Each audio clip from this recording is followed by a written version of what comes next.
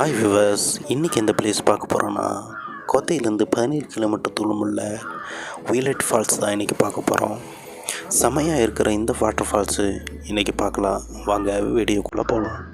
Video பிடிச்சா like பண்ணுங்கள், share பண்ணுங்கள், சப்ஸ்கிரைப் பண்ணுங்கள்.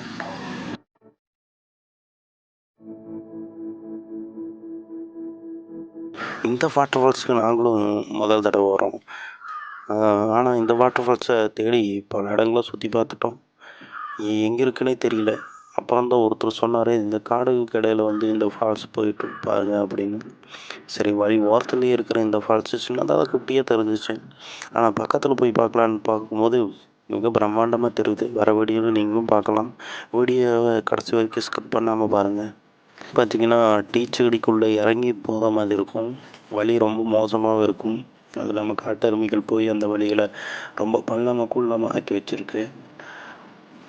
வாங்க போய் பார்ப்போம்.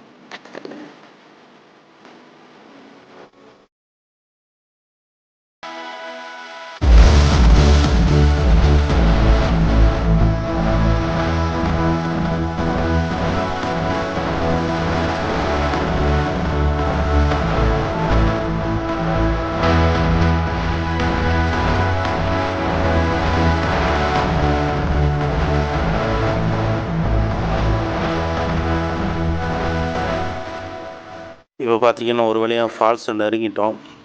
அங்கே தெரியுது தான் அந்த ஃபால்ஸு. இப்போ போய் பக்கத்தில் போய் பார்க்கலாம். செமையாக இருக்குது இந்த ஃபால்ஸு. ஆனால் ரொம்ப ஆழமாக இருக்கும் எனக்கு தோணுது. ஏன்னா தண்ணியெல்லாம் மேல்பரப்பை பார்த்தோன்னா அடியில் ஃபுல்லாக கருப்பாக தெரியுது.